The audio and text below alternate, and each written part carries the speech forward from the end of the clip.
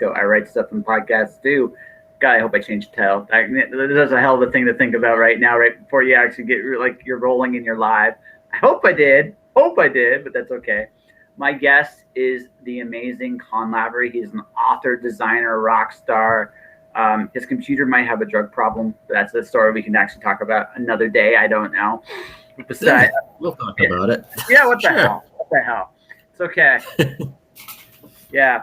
The first time I actually read the concept of machines being on drugs was Warren Ellis's Transmetropolitan. Ooh. Cool. Yeah, I have not heard of this. Yeah, so it's like a replicator. It replicates food and clothes and all that stuff, but it actually spends a chunk of its energy also making its own drugs for itself to get high. It was actually like it's one of those things where you just like, wait. Like there's that line. There's just a real line where the machine just starts chuckling like, let me look at you. No, don't do that. I know what this is. Tripwire 2.0. It's a hallucinogen for machinery. Machines on drugs. Why not? My favorite line with that maker that had a drug problem was there was a point he actually tried to go straight, and this cop, Transmetropolitan's a weird book. This cop is a dog. It's a dog that can talk, right? Every time he hears the main character's name, he goes into a seizure because of what Spider did to him. So he takes a big giant dump on the maker, and then when he leaves, the maker just goes, "I gave up drugs for this." Right? And I'm like, that's fun. I like that. Yeah, I Warren, like I have a warped sense of humor to begin with. I'm trying to. There we go. Done. That what you heard there was me saying up. So if I do see Facebook comments, I can see Facebook comments. I also see Twitch comments all night long, but Facebook maybe not. So I'm on Restream. Like Twitch is my focus. Facebook's kind of like a bonus for me, right? Because I'm trying to become a Twitch affiliate and take over the world. But like that was the first time I heard the idea of machines going on drugs. And that's when I realized that we will know when robots become truly intelligent is when they make, the equivalent of the pretty robot that seems really, really dumb that every robot wants to copulate with. Like there's that, like right? There's that. And when we make that, and also when they grow drugs, intelligence is variant. Yes. Right? Intelligence by its very nature is a variant. And because intelligence is that way, you can't have every robot be a genius. You can consequently, you can't have every robot be. There would be degrees of intelligence. Some robots would be maybe about as smart as we are, which might be for them considered dumb. There might be dumber. There might be ones where both the robots and us look at them. It's like, how? Like, just how does this happen? Yeah. There's different styles of intelligence too, right? Yeah. So it's like you could be, well, like you always, the classic too is like street smarts versus book smarts, but then there's a ton of others within that. Like, but you hear those two quite a bit, and you could have a book smart robot, but they might not necessarily understand culture, and then they could just be, not street smart. Well, like we already seen what happens when you put a robot on our social media. They go completely corrupt within like a few hours. They don't know how to deal with our idiosyncrasies. Right? So we kind of know what. So I mean, they create a robot that's supposed to understand a human social media. I can just imagine. See, that's when they would have their own versions of tripwire, alcohol, whatever. It's like, what is it with us? We are so weird, and we are a weird culture. Let's be perfectly honest. If this last year has proven anything, we're weird motherfuckers. We are weird motherfuckers. Oh man, yeah. Last year, one of the things I forgot about last year was when they they try to make that second country within the States in Seattle. I forgot that happened. Like there's so much that happened that just seemed like there's some things that just were like a blip on the radar, and you're like, this is so scary. And there was a point just like after a while you're just like, no, none of this is scary anymore. No, but I'm still here. At this point, you better knock me on my ass, or I'm just not going to care at this point because I don't give a rat's ass what's out there. It's just like after a while, it just feels like this, meh. Like, what? Yeah, I know. You get a little your I guess ratio of stress and shock is just kind of relevant to your life, and 2020 had a lot, so we just started to become desensitized just because there was so much going on. There just comes a point like you look at death and terror in the face at some point. You gotta stop being scared. You're either gonna become like you're gonna show it in a bunch of different ways. You're gonna be like Peter Parker, tell really terrible jokes that only he finds funny. Every once in a while, there's a good one here and there in there. That's Spider-Man humor. You're gonna completely melt down. Yeah. Or you're gonna be like me. Go, I'm still here. Is that all you got? Yeah. It's not. Yeah. That's it. Yeah. That's right. That's it. Like, and it's not because like I'm the toughest guy on the planet or anything like that. It's just I've had my own experiences with mortality. After you have those experiences, you look at things very differently. Yeah. You're like, well, am I still here? Yes. Will this cat me in the ass? Maybe. Is it worth taking your chances? Sometimes the answer is yes. Sometimes the answer is no. But it's not. You're no longer letting your fear kind of rule. You don't let your fear rule you. Sometimes it's a bad thing. Fear can be a great motivator to stay alive. Yeah. But when you're just surrounded by doing fear all the time, eventually you come to a point where you're just like, honestly, fuck this, right? Yeah. That's it, right? Yeah.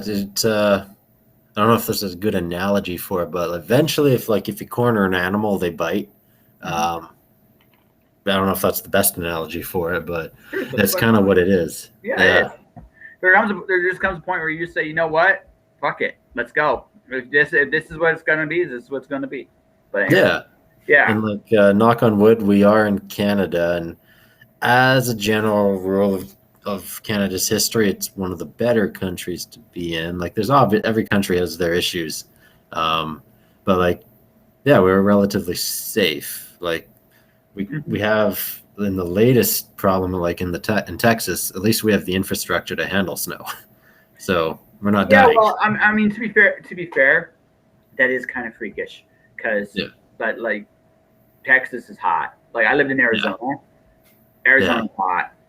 Yeah. Like, it's so hot there that I saw one snowfall my entire time I lived down there, in Phoenix. The snow melted in the air. It was falling, but there was just gonna come a point of just disappear. It's like disappearing snow. Yeah. It got so hot as I got closer to the ground that it just melted. Yeah.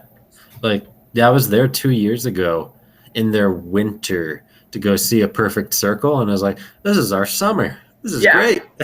And now I was like, man, I've got 2 friends down there, and it's brutal for them, and it's terrible. But it sounds like things are getting better. They're getting a heat wave apparently. So like they'll be, again, this is like a once in like 100-year thing. It's like, holy crap, right? And you're looking at that and you're going, well, Vancouver has a similar thing. You get to a certain point in Vancouver with the snow, they're like, but we're just fucked. And any of us that live in Alberta are like, we're just laughing at them because it's like.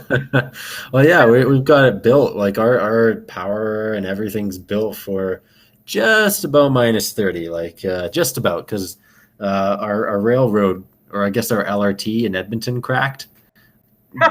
That cold spell, like, I don't know, the rails just cracked and they had to stop.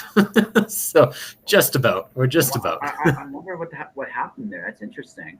Like, cold, I don't know. I didn't read too far into the news report. I was just like, -31. Yeah, I guess something's about to break. Yeah, I mean, and honestly, then there's Winnipeg, who makes us all look like candy asses because. Oh man, yeah. Yeah, they're like our rival. Well, yeah, but they handle colder better than we do, because honestly, it's like they go to they're like -30 candy asses, -50 call us. That's why we drink so much out here, because it's fucking cold there. Like, yes, I wonder how their that's all cars my go. friends in Winnipeg. I know just because I've been there and I've seen it, and it's just like, wow. I thought Calgary was cold, and then after that, and like even although I will say this, I had to get used to this here again. It's not really cold here like I'm used to, but it's wet. Mm, Right, wet cold sucks. Like, yeah, yes. right, it does suck a little bit more than a dry cold does. Um, so I mean, so it's like there's that moments like wet's fine, cold's fine. Together, it sucks. It Yeah. sucks. Big time. Yeah.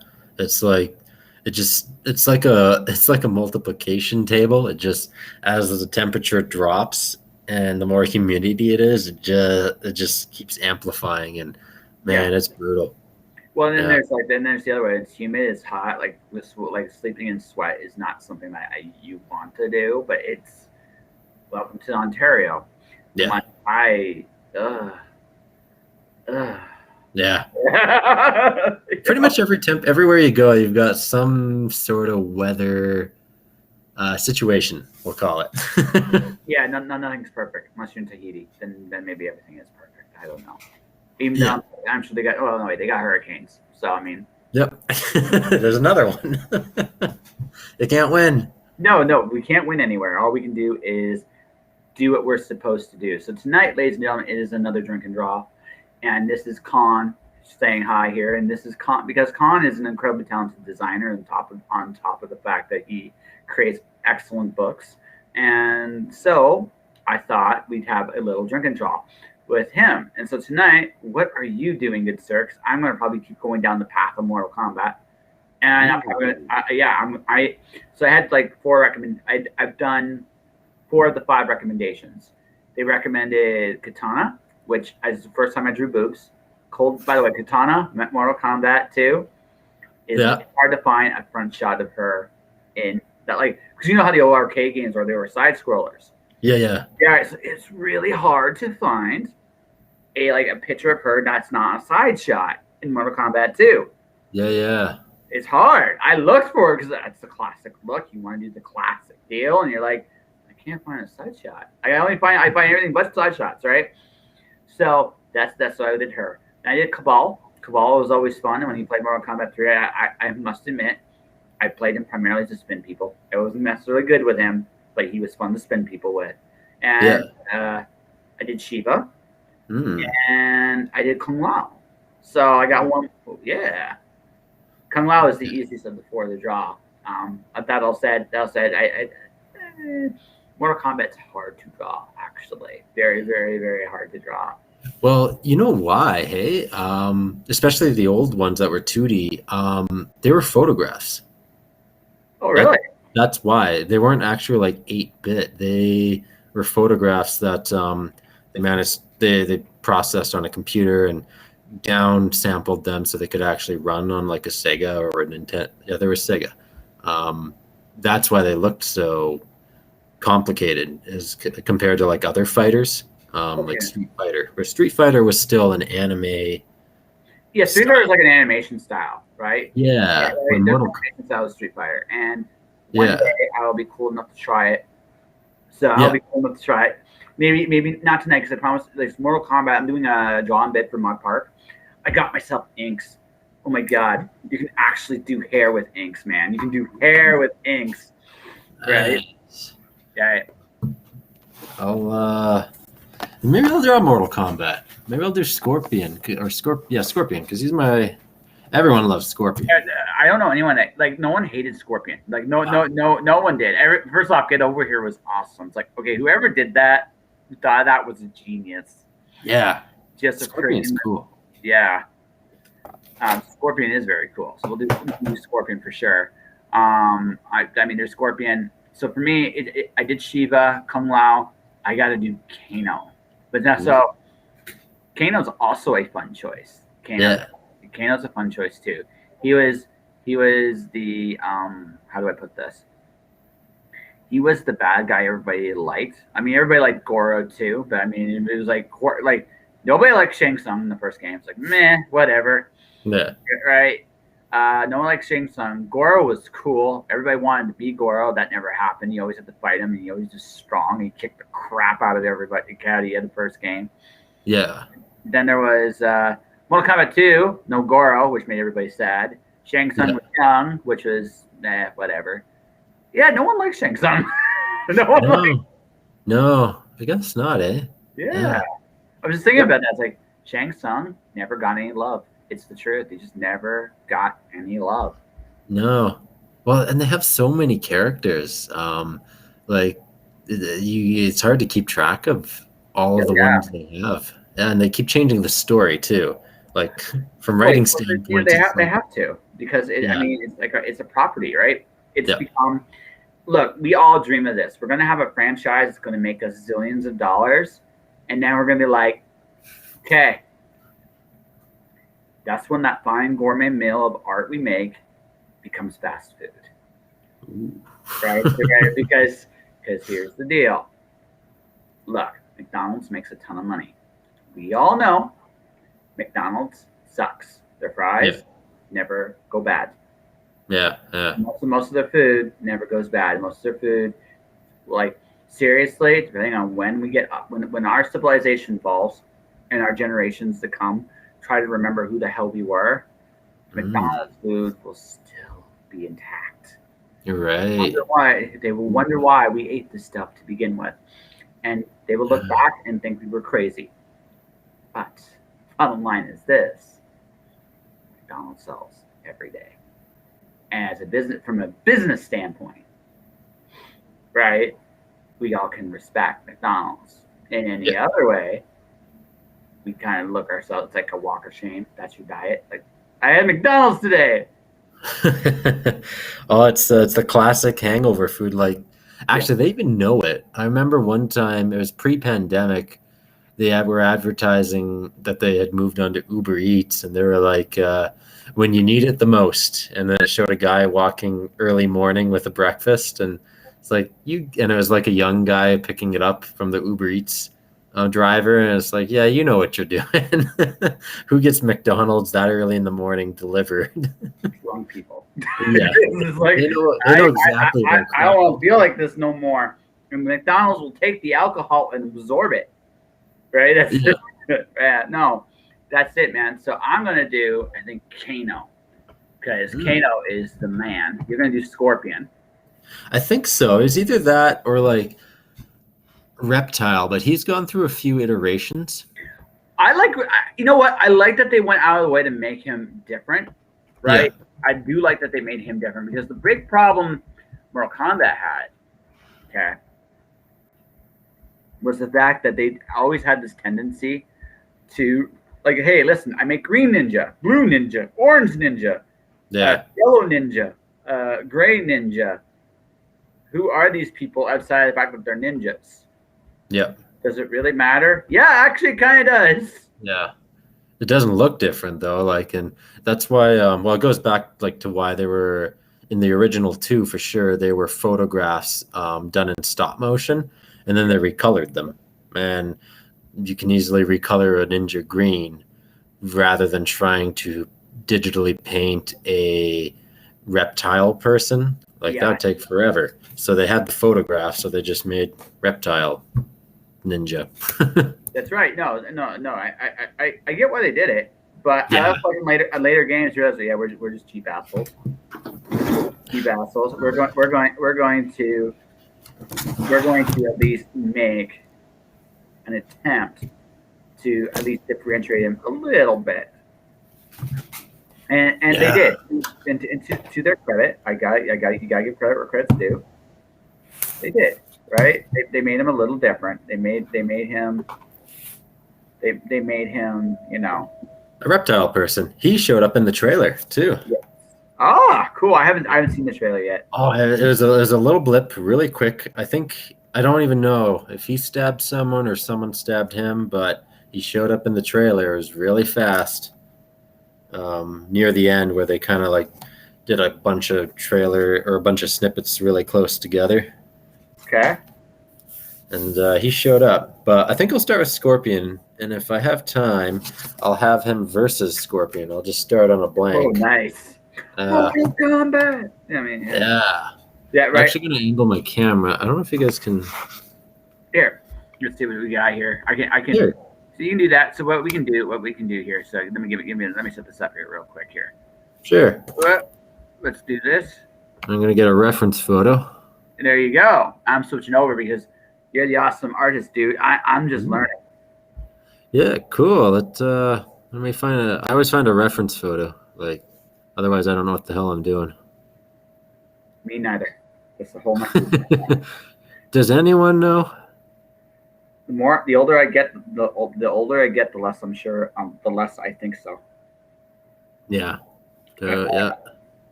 Oh, see, it's all photos of the new guy.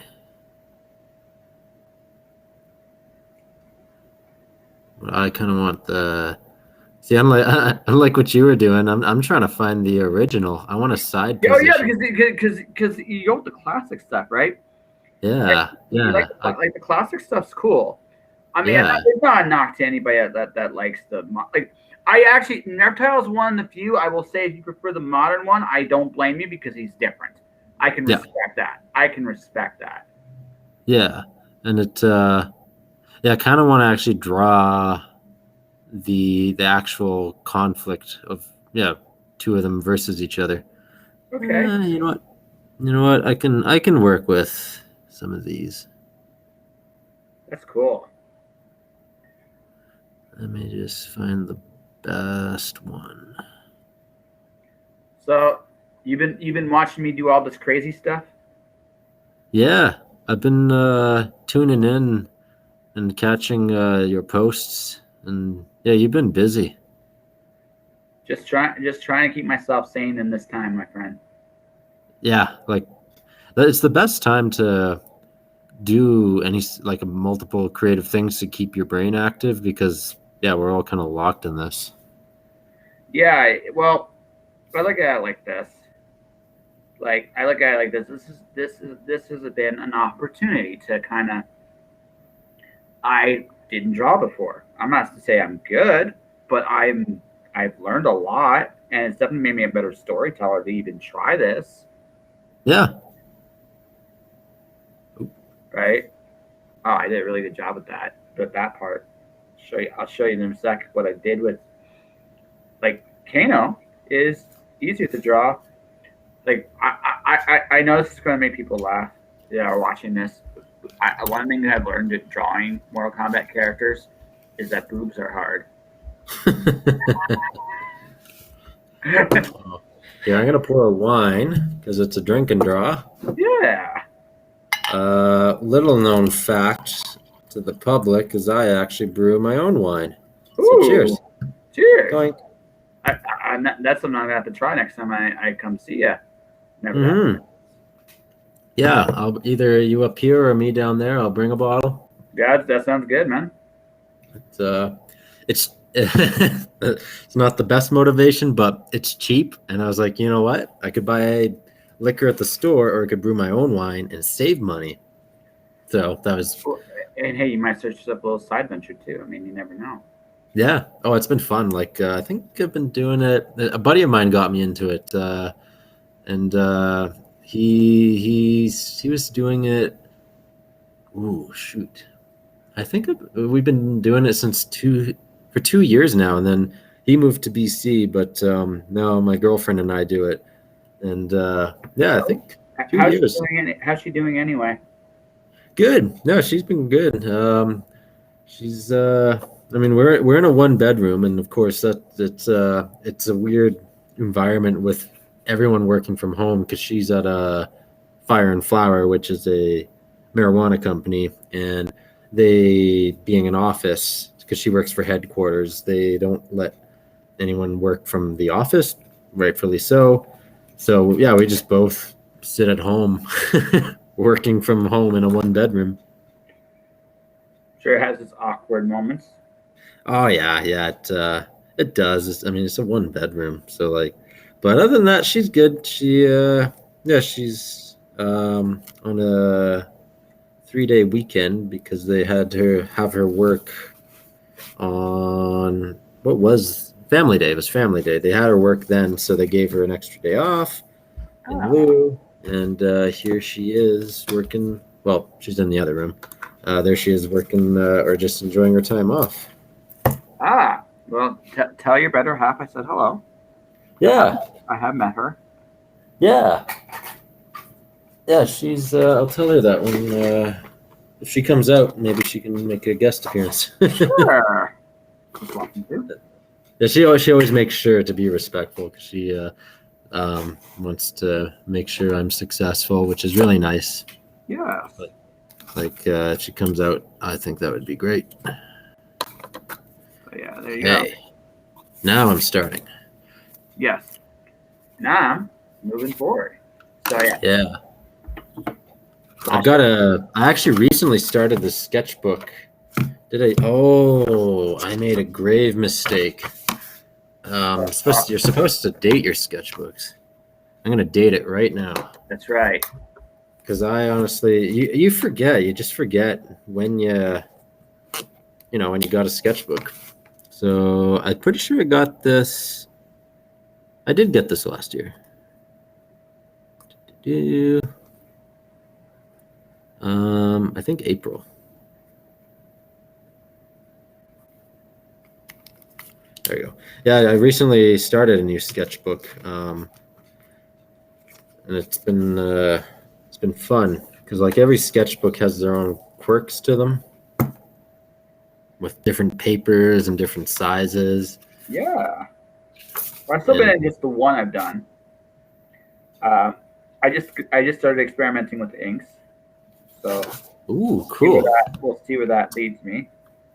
Like like ink in the bottle with a brush, or like is it the pens? Like the pen I showed you at the start, they're ink pens. Oh right, yeah. Was it the Pentel? It is they're called the Derwent Graphic Line Makers. They're pigment ink. So. Okay. Yeah, I think we have a very similar one because I've got a Pentel, which is it's a cartridge-filled ink brush, kind of the same thing. Well, so ultimately, my master plan is I've had this in my head for a long time, is write a comic script about a character that makes fun of the artist drawing him, dragon by the name of Zippy. So, and one of my strengths, if you can call it that, is I'm never really afraid to look bad. Right? I'm just going to go and try stuff out and kind of see where it takes me. And so, but because I know I'm not the best artist in the world, I had to come up with a caveat to allow me to be terrible at times. Yeah. Right? So, a dragon encouraging me to draw because, frankly, I should have been doing this a long time ago. Seems like a pretty naturally good motivation. I think it's a good one. Like I think drawing is one of the best things. Like when I worked in retail many years ago, it was one of the biggest motivators for me was just to keep sane, was to draw. And I draw on receipts while I was at the cash register. Just little doodles. They had no rhyme or reason, but I think drawing is a great way to make the brain work differently because it accesses a different part of it that we don't normally use in our analytical side. Yeah, no, well, I actually think it surprised me the most about doing this is how much analytics actually goes into a picture. Yeah, it's lines and shapes. That's what it is. It's just shapes. So shapes and lines on a page, and those lines mean anything or nothing, depending upon what you're doing, what you're going for, right? Yeah. So for me, the discovery for me on this is there's a very interesting rationale with this stuff, and what I found is it's also kind of leaked into my writing a little bit. Ooh. So my next book is called Lights Out. Okay. Yeah. And I like that. I deal with the concept of drawing. I actually homage. Have you ever been to Another Dimension Comics in Calgary? No, actually. It's a cool comic shop. You should definitely check it out if you haven't gone. Yeah. But what I did was I imagine it in the future after it's run its time, and I had him draw a version of Batman and Joker, but actually saying it's Batman and Joker. But the whole idea, a lot of the imagery I'm using is ink and black and white and drawing, and it's really it allows for how do I put this? It allows for certain imagery, but it also makes me look at the language of what I'm doing a little differently. So do you want to see my first ever Kano? My first ever one? Yes. All right. All right. I'll give me a second here. Aha. Ta-da! It's the bald one. I felt lazy. Nice. Yeah. Was that the first one in your sketchbook? Oh no, it's not the first. It's the first Kano in my sketchbook. Oh yeah. No, I've done all kinds of stuff in the sketchbook. Here, I'll show you a couple. Here's John Stewart, a version of John Stewart Green Lantern. Oh, nice. Yeah. Okay. Here, I'll show you a couple more here. Here's me trying to draw various Legos. Lego also is surprisingly harder than it looks. They're very precise shapes. That's yeah.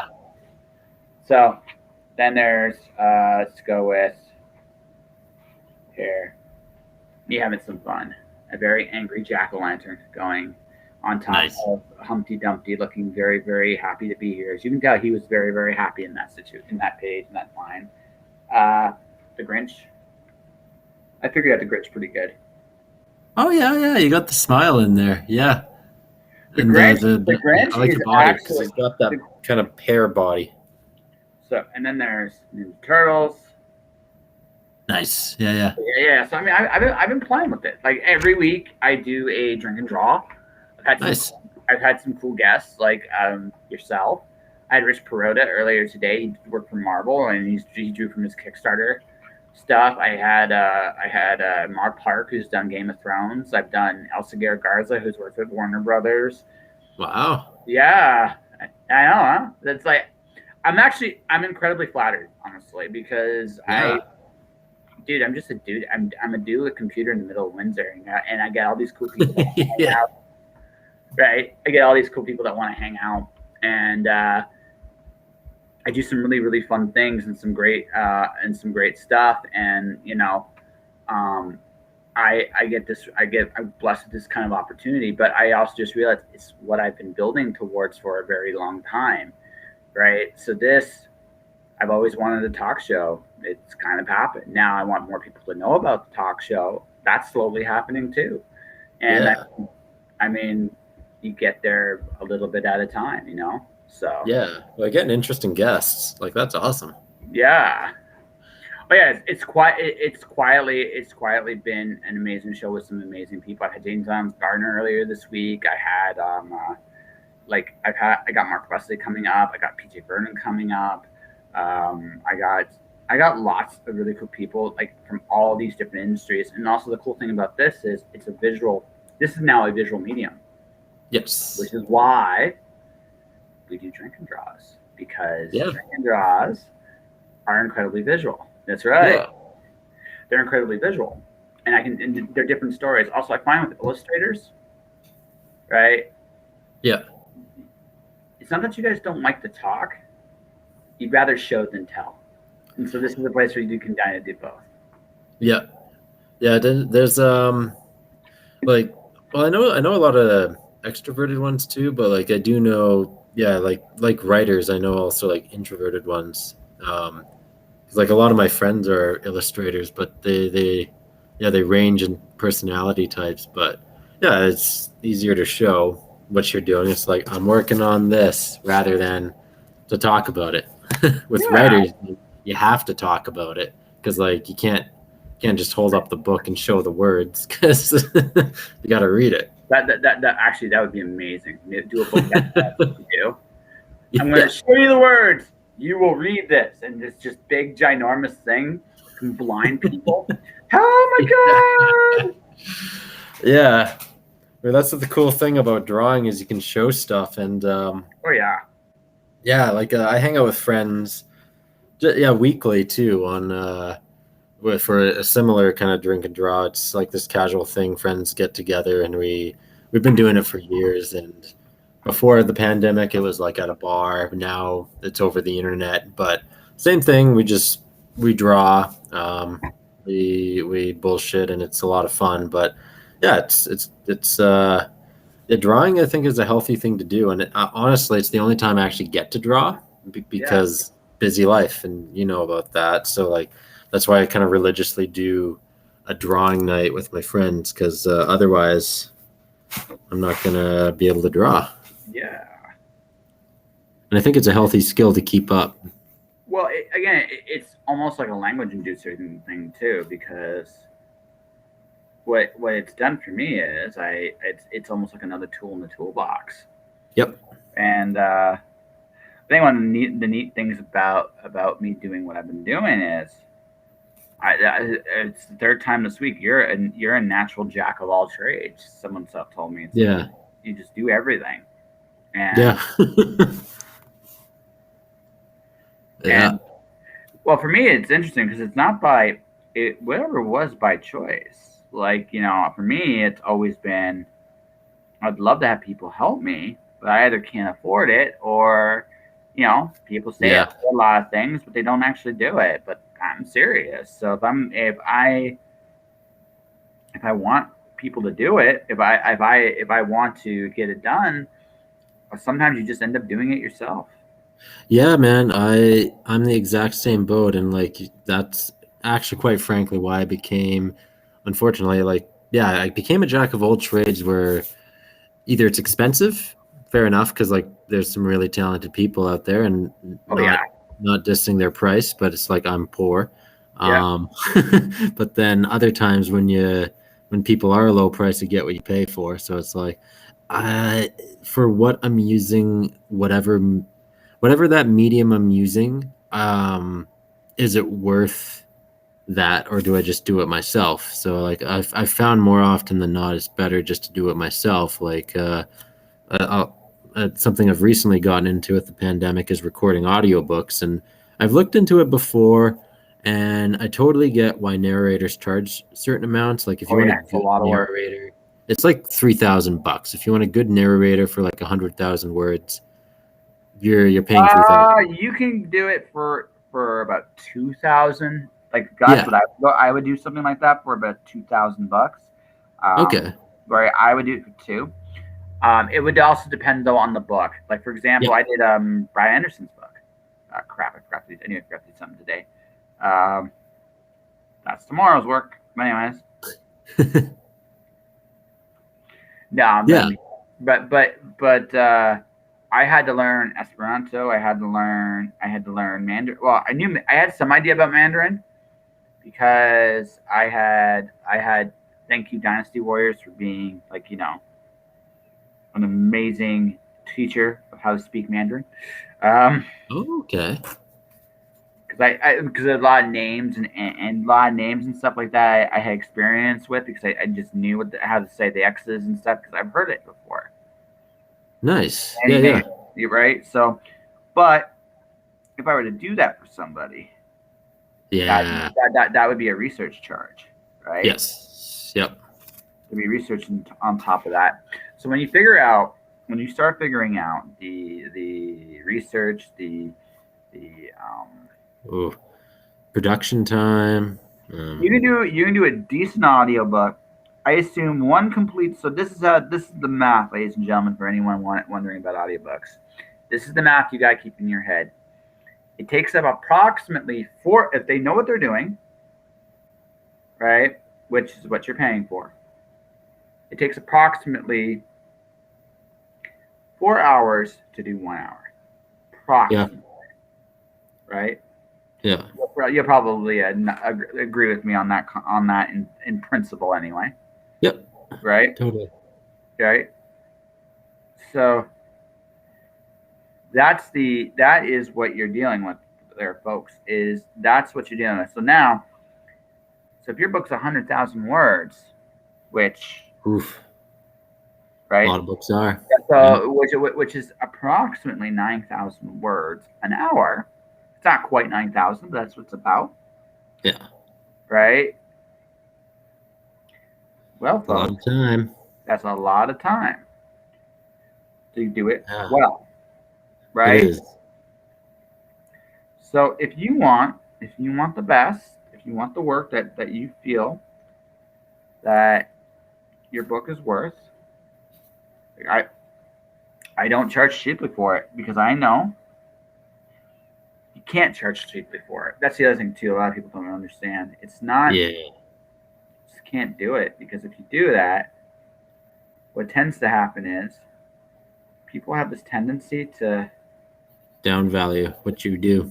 Yeah, it's it. That's just how it works. Yeah. One of the biggest lessons I learned as a freelancer this year is you gotta command your price. Don't lower it. Just don't. Even because the moment you do, that's it. That's You're it. done. Well, it's it. You're not gonna get respected. It is such a crapshoot at that point. What you fought for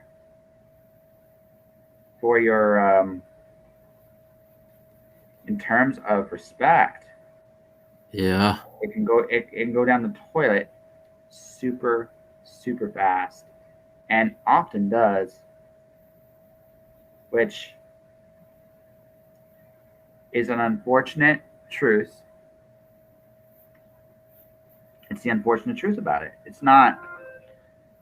Yeah. Most of the time, the price isn't really about the money. And I know that shocks people when I say it like that. It's really not. It's about respect. Yep. That's what it's about. If people could respect free or cheap and value the work, you'd actually the work would be cheaper. But Yeah. but it's human nature. It's just human nature not to do that. Yep. So you charge because you want them to respect you. That is all. That, ladies and gentlemen, is the reason why prices are the way they are. In a nutshell, there's nothing else to it, really.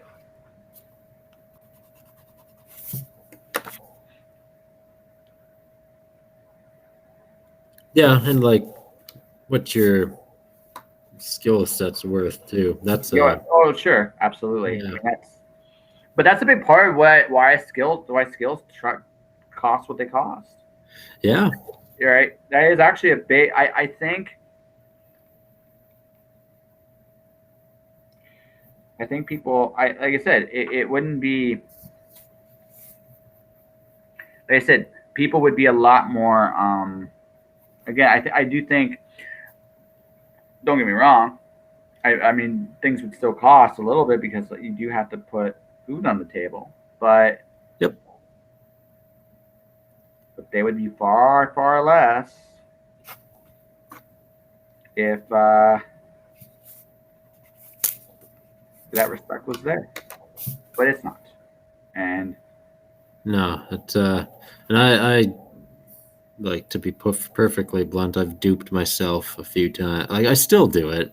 I've been freelancing for seven years as a designer, and every once in a while, I just kind of get duped. But like overall, I've stayed pretty true to my rate. It's like, no, it costs this much, and sorry, like, this is what it takes in terms of labor. I'm not charging you in consulting because that's kind of roped into the hourly rate, and it costs this. And it's when you stay true to your word, it's a hard thing to do, especially when you need the money.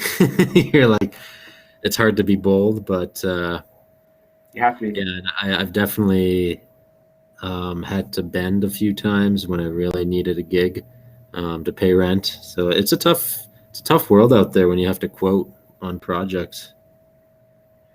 Well, yeah, no, it really, really is. It's one of those, but at the same token, you have to recognize too. You do have to recognize too. Uh, it's the kind of person. It's the kind of people you get as well too. It's Yeah. like sometimes you have, sometimes you can be negotiated down. It does happen. I don't, right? It's not impossible, but also, I mean, there are perks to it too. Like if it's something you want to do, you will go out of your way to make it as easy as possible for it to be done. Doesn't mean you're going to just do it for nothing, but you might be like, you know what? I'll talk to my boss. I'll give you a discount. Yep. Right? It does happen. Yeah. Yeah. I've totally done that. I've given people certain discounts. Yeah, and I'll call it that and tell them. And if I want the gig, I'll do that. Or if I feel what their purpose is for, like a nonprofit, I've done stuff like that. Sure. Yeah. Again, you're not heartless. It's just No. No. like no one that's not it. It's just it's finding that balance of, hey, are you going to appreciate what I'm doing for you versus, hey, yeah, Yeah. Can I because take all your money and run? yeah. Well, as a freelancer, you didn't freelance to resent what you're doing. You Oh freelance, no, because you love it. yeah. So That's someone if someone's going to try to make you resent your job, that's when they start paying. yep. Oh yeah, I'll admit there's some people where I've buffed a few hours because of their attitude. Well, it's part of the deal. Hey, listen, you want to give me your attitude? That's fine. You're paying for it, Yeah, right? It's like that's not how it works. Like, oh, it's exactly how it works. If I know you're a dick and you're not going to respect what I'm doing for you, you're paying a lot more than the person that will appreciate it. A yeah, lot more. yeah. Or into the terms of design, the people that like to basically play designer and they want you to be the monkey that does the thing and basically just brings their vision to life. It's like, all right, you're paying a lot of money versus the person that's like, you're the designer, I trust you, you make me a badass logo or something. It's like, all right, you get it, you trust the designer who's got the years of experience, I'll design you something that'll work. um, those people actually get a better deal because they actually, like you were saying, yeah, it's they respect it. Respect and resentment, man. Yeah, That's what it comes down to. it I is. got That's what. a Yeah, wise person I knew in your neck of the woods. She told me once, resentment. How much it's going to cost me to do a job and not resent it? yeah. It's great advice. It's actually great advice. Oh, People it don't always totally think is. in those terms, but they really should. Yeah, If we did that in employment too, I think all our wages would be higher. All of it. yeah, yeah. I agree. Okay, got my very rough version of him going. I put Kano with hair this time. It's actually, I think it turned out better than the Kano without hair. Nice. Yeah, I'm not sure why exactly, but it did. Kano with hair. Maybe it's like this is how it should be. I'm gonna get some anatomy books at some point too, but at least, and I don't know what I did. What I did with Kano's nipples there. He looks more like a pro wrestler with that stuff. Then again, the image I got of him, he's pretty pro wrestler. A big hulking giant of a man. It's like, nope, I never saw you as a big giant hulk of a man, Kano. No. I always saw you as a sneaking, cowardly, tough guy. Yes, you're tough. I'm not going to say you weren't tough, but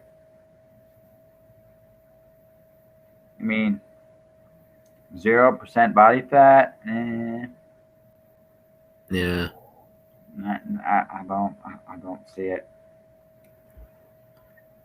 I don't see it. I mean, that's a cool one. I gave him abs though. I gave him abs. He's got abs. Nice. I don't know if he passed a drug test, but he's got abs. He ain't gonna pass it. No, Yeah, no way. The drug machine just goes beep beep beep and just dies. It's too many drugs. Too many drugs in the system. Just like my router. Yeah, exactly. My router, damn it! I need to find the drug of your choice. Yeah. Don't do drugs, kids. You'll Kicked end up like out. your router, and that's just not cool.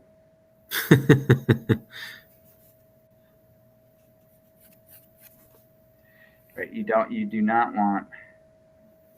That's right, folks. You don't want to end up with a router. No. You want to be a free man, and or woman, Yeah. right? Whatever Or machine, a machine of reputable repute at least. You don't want to be that guy who can't say no to drugs. Always says no. Don't do that. Yeah, you'll get a bad rep. That's right. You'll get nothing done, and then the other moments will laugh at you.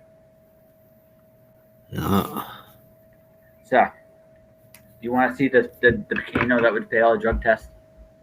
Yes. Kano that would fail a drug test, ladies and gentlemen. Look at that. Yeah, he definitely would actually. Yeah, he failed every drug test known to man. Those abs aren't real, right? Now, grant you, his arms look like he's had a little too many needles. I got to work on anatomy and muscle tone and stuff like that. It's something to work on in the future. But that is angry Kano. That is very, very angry Kano. I like it. Yes, his boobs are his tits are just jacked up as much as everything else on him. His moves, yeah. Yeah. But I figured I had to do 6-pack abs that will blow your mind and fail every drug test. It's true. Oh, it's true. I like it. I think it's great. Yeah, I'm gonna call that drug test Kano. I might make that YouTube video. Drug test Kano. Yeah, drug test Kano.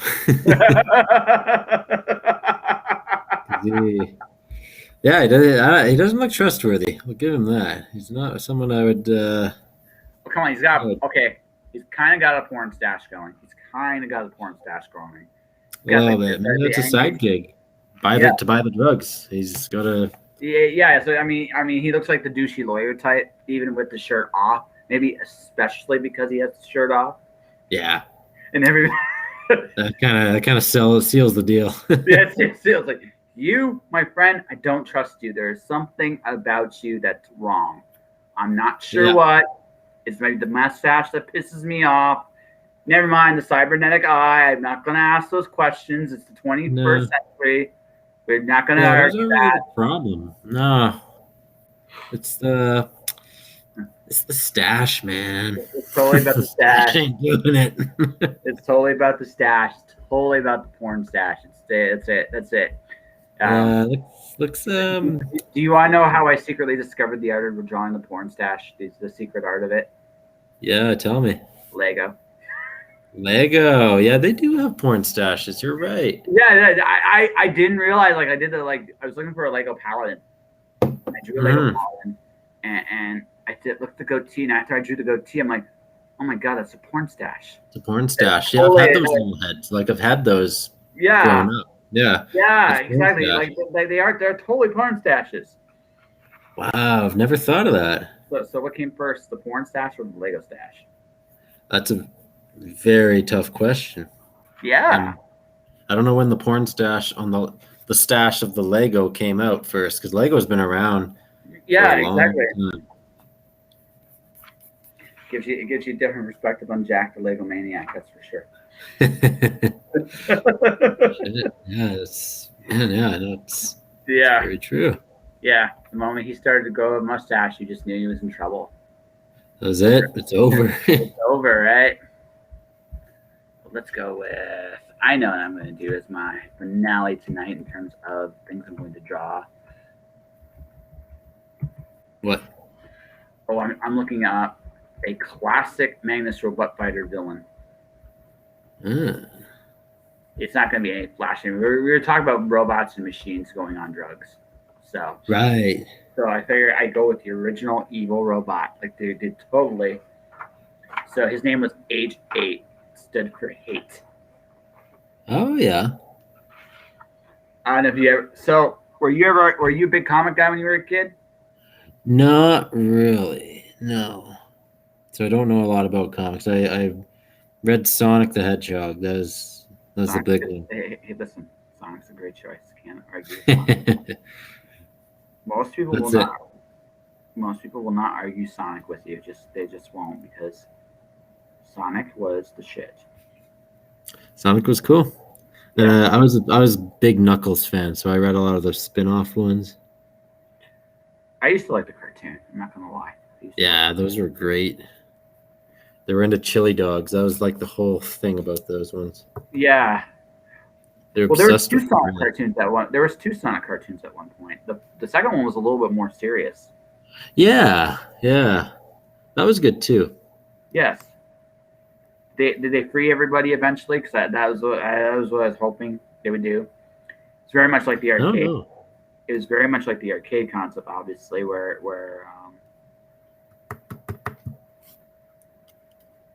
Yeah, I don't know if they ever got to, or if they just got canceled before they were able to. Because it wasn't as fun as the other one was. I mean, that's the truth. Like the other one was way more fun. Yeah, because was that Sonic Underground you're thinking of? I might be thinking, but I don't know if that's what they called it, but yeah, it might be. Where he had some siblings, the green hedgehog and the pink hedgehog. Yes. Yeah, Sonic Underground. Yeah, that they went really serious with that one. Yeah, and it was kind of like post-apocalyptic, cyberpunkish, and they played in a band. Yeah, he's the only one that could do. He's the only one that could do the rings, though. Yeah, that was kind of his jam. That was his jam. That was his jam, and that's what made him stand out against the forces of darkness. He couldn't. He was still a fast runner without it, although not to the degree with them, like he was with them. But yeah. I remember that. It was very different for Sonic. Yes. Yeah. I did. Although I have to admit, I did respect Dr. Robotnik in that one. That one a little bit more. Yeah. He was a goof in the last one. Well, he just always got his butt handed to him, man. It's just, like, you knew it too. It's like, Sonic's gonna kill you. Yeah, and he had those two robot servants in the funny version, where there's the chicken robot and the weird kind of like kettle looking robot. Yeah, I remember that. Yeah, it was weird. Like they were never in the video game. It was They should have been in the video game, especially the chicken one. I know, the chicken was great. I loved the chicken. Yeah. Everybody's looking at us like, you guys are old fucks. Damn right. Yeah. Enjoy it. This was our childhood, man. Yeah, this was the shit that brainwashed us. Yeah. It's like, quite literally. Yes. And we're still talking about it. That's how you know it brainwashed us. Damn right. We are not members of the cult. Not at all. Not the Sonic chili dog cult. That's right. Right? That's okay, right? Overlord Sonic? He said it was okay. Cool. We're good. We can talk about him. He's good with it. Yeah. I remember that cartoon. Both cartoons were fun. Now for me, it was a Disney afternoon all the way. Right? Although I still have I won't lie, I still have the Care Bears countdown in my head. Oh, I remember those. Yes. The villain was badass. The villain was great. The villain was an absolute monster. Yeah. It's funny, a lot of those old cartoons and movies, it's the villains that stick with you. Yep. Unless it's the Smurfs. Smurfs just suck. Look back on that one. Yeah. It just sucked. Yeah, they weren't very memorable. Here's the thing I remember about Smurfs. This is what I remember about the Smurfs. Brainy would always get thrown out on his head. It's the only thing I remember. You know, I hate, like, even at a young age, I was like, why is there only one girl Smurf? Yeah, That's that always felt weird. wrong. That felt wrong on so many levels. Yeah, I know, and obviously, like, there's all sorts of adult jokes about that one because it's like, come on, how are they? How are there so many Smurf? How's the Smurf population maintaining? There's only one They way. called them Papa for a reason, Con. They called them Papa for a reason. Yeah, Yeah, that's it's right. they had a very cultural. I don't know. I guess they had their own. Yeah, they had their own culture. Guess if they wanted to call it Papas, sure, Hey, great. listen, he's big. He's Big Papa Smurf, right? That's where that comes from. That's Yeah. where that's where that comes from, buddy. Oh man. Now you know the things you Yeah. know. Wish you didn't. Yeah. It's Why do you call him Papa? Oh. oh, okay. Oh yeah. Oh yeah. I need an adult now. Like, Yeah. yes, you do. Are you the adult? No, I'm not. I don't. I know less than you do. This terrible thing has scarred me for far longer, and I don't know the way out Yeah. anymore. Oh yeah. It's fun when you start digging back to your childhood cartoons and it's like, wow. Yeah, none of them were ever very kid friendly. Some of them were smart enough to be both kid and like good for adults and kids, Yep. right? Yeah. That's what's so good. As an adult, you appreciate them more because like, Yeah, they did it right. yeah, they like again. Say what I like. There are some stinkers with the Disney afternoon, but Ducktales from that era still holds up today. Yeah. Totally does. That's why they did the reboot. The concept's badass, Yeah. Yeah, I right? always liked DuckTales. I'm also a Darkwing Duck guy. I love Darkwing Duck. Oh, Darkwing Duck was dope. See, everybody. I see everybody knows. Like everybody knows. Yeah, I of that. I guess of that era. I got into. You ever watch Reboot? Yeah, I did very little bit of it. I was more a fan of the classic cartoon style than the modern, but reboot was the shiz. Yeah, it was revolutionary. Like, look at it now; it looks like garbage, but it was. I, I don't know. I don't think it's garbage. I think No. no. It's just because the story beats are still really good. Yes, Like that's a good story. story beats are still really really strong. It's Yeah. not. I mean, the some of the like some of it doesn't age well, but a lot of it like if your stories have great characters, it doesn't matter how hokey the concept is. Look, Yeah. say what you will about Star Trek. Oh yeah, yeah, yeah. A lot of that Yeah, shit holds up. A lot of that shit actually still holds up well. But yeah, it was well written sci-fi. you're right. But the reason why in a lot of cases, not every case, mind you, but a Yeah, lot why in some cases, it was the characterization. Right? yeah, they did a great job.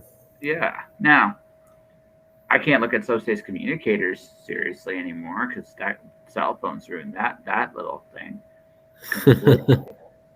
Yeah, Star Right. Trek didn't like most like they had a lot of tech, but a lot of their stories involved more philosophical concepts and situations we will eventually run into, and that's what makes it more timeless. Is they tackle stuff where it's like, oh, how do you deal with this if this was a theoretical concept? Yeah. What answers would you find, if any at all? Yeah, so it Right. was more timeless rather than your shtick being a type of technology. Yeah. And if you look at if you look at reboot, stories still hold up by and large. The tech might not completely. Yeah, yeah, But no, it's a great story. mm-hmm.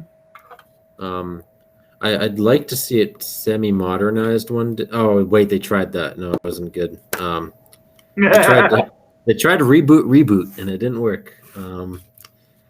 But it would be really cool to see them try to do a modern one because online gaming changed so much, and the whole core thing of reboot was like when the user logs on, they're going to play a game, and it was dangerous to the system.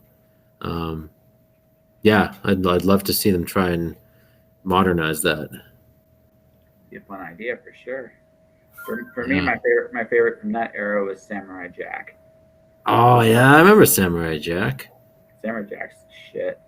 Yeah, Right. Samurai Jack, Blast from the Past. I really like. I was really when they brought back the final season to wrap it up.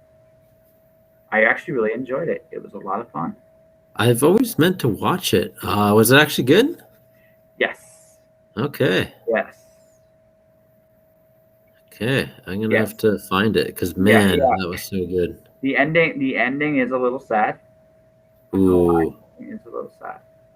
It's oh not what you think, no! though. It's not what you think. I'm not gonna spoil it. The ending is a Don't little tell me. sad, Yeah, don't but tell me. it's a beautiful take on Jack. There's a lot It's of fitting closure. for Jack. What? It's fitting for Jack. Yes, it's very fitting Okay. for Jack, actually.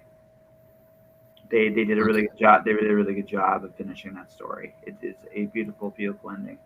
Um, Sad but beautiful, and that's again my favorite one in the series when him and Aku agree to fight one on one without powers. Ooh, That was my favorite one in the whole series because it was interesting to see. I love the Scottish guy. Oh, he's fun. Oh, he's a fun character. But I think I enjoyed about that is Aku and Jack did learn how to respect each other. Yeah. Aku wanted him dead. Again, their final battle. Like we'll meet here inside like a week. And Jack's like, wait, I don't know how to get there. Like you can see him like being very confused by this. And then you have Aku go, listen, I can give you a ride. I really don't mind giving you a ride to this. I'm good with that. I mean, we're going to fight when we get down. I'm good. No, it's okay. You sure? Okay, you okay? Yeah, I got this. Of course, Aku cheats. It's still a very, very, very fun episode because it showed a lot. I love the episodes where you get to see the relationships with the characters and how they evolve. Yeah. And my favorite part is even though Aku was an evil, evil, evil person, Yeah. he could be humorous. Yeah. He could be humiliated. He could be humbled. And sometimes the world humbled him, and it was glorious. Yeah. So, I also love the fact that, I mean, one of the little things I love about that show, too, was the sound effects. Oh yeah. When Aku walked, you could actually hear a tree. And it was like, okay. Yeah, they put a lot of details into that show. Yeah, I mean, it's great storytelling. Like, it's absolutely great storytelling. And that's what you want to see. Like, you never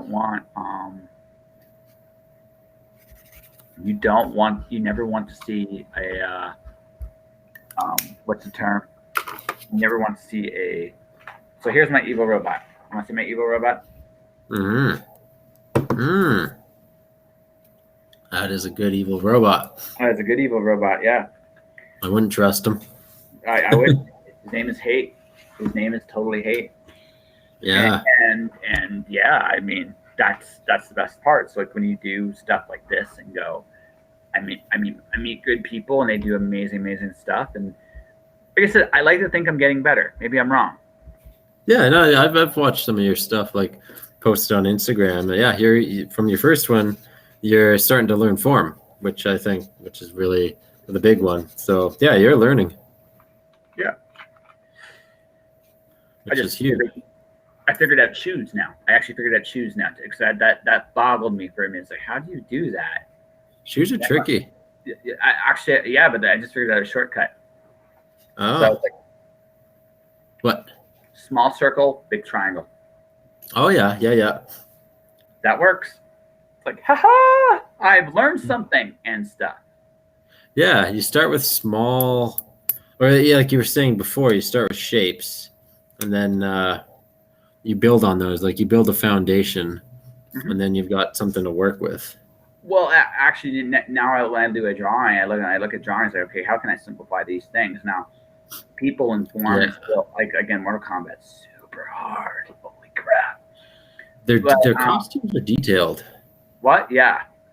Although Yeah, I I'm don't, seeing this now. Now that I'm diving I into think it. I think my second Kano is decent. Yeah, Porn stash Kano, totally a decent. Cornstarch Cannon was dope. I Yeah. like. But I enjoyed Porn Stash Kano. yes. And I asked a really tough question: what came first, the Lego stash or the porn stash? Anybody watching this who's answer that question, what do you think came first, the Lego stash or the porn stash? Oh. See Hmm. what horrible, horrible revelations my audience will give us. I don't know. What type of answers? It's the chicken and the egg all over again. It is. It's an important chicken and the egg. With the stash Yeah. or not the stash. And anyone listening to this is like, what the hell? Like, are you ever? I actually, have you ever ran away screaming on that one? And it's okay. I did that. But it's all good. I have to be myself in these things. Otherwise, I'd go slowly crazy, you know? So. Oh yeah. You gotta keep yourself entertained. Oh, totally. You're alone with yourself 24/7. Well, pretty much alone, like 24/7. Uh, yeah, 24/7. Like you're stuck with your own thoughts. Like learn to be comfortable. Learn to be comfortable with them as best as you can. Absolutely. So my big tough question for you during this year, how's been your like when it got bad, did you freeze on your creativity or did you become more creative? I didn't get. Oh, it changed. I've never experienced anything called writer's block or the variance in like music or drawing or anything, but it changed. That first year it became very philosophical and introspective, and that well actually it came out yesterday. The short story collection I did, which basically compiled a bunch of short stories I did, but I made an overarching story to it, which brought them all together, and it involved life and what happens after life and the meaning of it. What's it mean to be alive? Is it worth it? And all of those heavy, real questions. Because at the last year, around getting close to around this time when the pandemic really hit, those were real big questions, and like I'm sure in everyone's mind it's like how fragile we all were. So just I Oh, found my art shifted. It's like, wow, this outside force just kind of knocked and the entire human civilization just like boom. So like I on started, yeah. yeah, my brain went that way, and I went more introspective, where before the pandemic more of my stuff was not introspective, extrospect. I don't know, Yeah, you know what I mean, like external. And I yeah. was like writing more about, uh, yeah, like bigger events, and it involved people. Where the latest two that I'm doing, one that's coming out later, yeah, it's been a lot more internalized and what's going on inside. So yeah, it just shifted the art. Your first confrontation with your own mortality. Death and mortality have always been a theme in everything I've ever done. Yeah. I've got a weird obsession with it, but it's been more before. It was more externally Mm. projected with in terms of the storytelling, but then the past few, it's been really roped into what happens on the inside. Where before it was more like, oh, I'll lose out on my friends, my family. Then what happens to the people that are left behind, and their emotions. Where now it's been more internalized with the past couple of things I've worked on. Huh. So Yeah, so I guess long-winded answer, but the short version is yeah. I've never gotten writer's block, even with the pandemic or creative blocks. It just shifted, and the drawing went more. We'll call it psychedelic. It went a little more psychedelic, with the I see. collages and stuff, and then the music I do for like as book scores. Um, before the pandemic, I actually had planned. I had the whole thing worked out to start doing live shows with a music project, and I wanted Yes. to. I actually was going to start doing more musical band type things, and I had some people lined up to do guest appearances, like drums and stuff, and some actual live shows as a band. But pandemic, obviously, so I shifted all my musical focus from creating songs back to where I started with music, which was texturizing and creating interesting scores that worked as background music for while you were reading. So I just kind of moved back into that. So a lot of the creative stuff just moved into this, really uh, self self-contained environment rather than big booming include everyone in a massive crowd type deal just because we can't do that. Hmm. Okay, so I dealt with my own mortality when I was 25. Right, Oh, so I dealt with my own mortality because I actually had a little face-to-face confrontation with it, and you just. And then about 4 years ago, I had a very weird sickness, and I was struggling with some basic things like sleeping and walking. And when you go through a couple of those things, you just realize how fragile. Like again, the fragility of life. It's yes. always fragile. Now, the answer I came up with is so the first time it happened, when I actually had my face to face, it hits you one day I'm going to die. Yeah. And, and it hits you that you're not going to escape this fate. You, like everyone else on this planet, is one day going to be gone. You're not Yeah. invincible. But then there's another part, but then I realized too that that's the way it should be. Yeah. Regardless of like we all have one life, and at some point it has to end, and it's right when it ends because that means if no one died, like one of the most interesting, like if life never changed, and it's probably the biggest thing about death is a product of change. Yeah. Change is the great constant of the universe, and that's one of the ways that change you can measure change. Yeah. Who's here, who's gone, who's come, who's gone, and it's great. If there was no death, there would be nothing but stillness. Nothing would change. And people that I had this talk with Ron. Ron's like, I'm not planning on dying. It's like it's okay to die. It does like even if I do believe in God, but even if I didn't, I mean, in that moment, I recognize like it's going when it's my turn to go. It's going to be an okay thing when it's my time. It's Yeah. not. It's not what people think it is. It's Mm-mm. something else. Number one. Number two, though, when I went through the second thing, the thing is, we take so many things for granted. Even knowing what I know, I'm still taking a bunch of things for granted, and I always will be taking a bunch of things for granted for as long as I live. Yeah. But the important thing is that you'll realize that it's not the big things that matter; it's the little things. And Yeah. as long as those little things are there, life's worth living. It's when the little things are taken away from you, that's when you fight. And that's what we're going to be asking ourselves this year, is what little things are important. I think hugs are very important. I think the saddest thing about this whole time is, at least at first, you had to ask the question: is a hug worth dying for? Now, I think almost all of us would universally say yes, even if, Yeah. yeah, almost all of us would universally say yes because it's those things that make life worth living. It Who is. who wants to live? Who wants to exist in a world with no contact? Who wants to exist in a world without joy? Who wants to exist in a world without communication? Who wants to be complete? We can live a completely isolated life the rest of our lives, but I don't think anyone sane would want that. No. No, you go. It is a well. What was that? Insanity is repetition. Yeah. Yeah.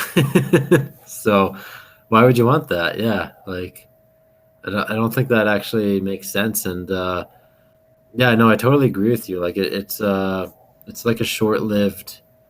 Life is very short, and people forget. Like, well, no, they don't forget, but it's like it's you can leave so quickly, and it sounds so cliche, but like especially at the start of this pandemic, I've got a great view of the sunrise. So like every morning I sip my coffee and I'm like, man, I can watch the sunrise, and when it's actually spring and summer, I can sit on my balcony and the sun is rising and I'm sipping on my coffee, eating my breakfast, and it's like, shit, like this is so cool. I'm alive, and these aren't like high thoughts. It's legit morning thoughts where it's like Mhm. I'm a small blip Oh yeah. in a massive history of humanity, and a lot has happened before me and a lot is going to happen beyond me, and the fact that I'm existing right now experiencing this and have an opportunity to try and make someone's life better, maybe more.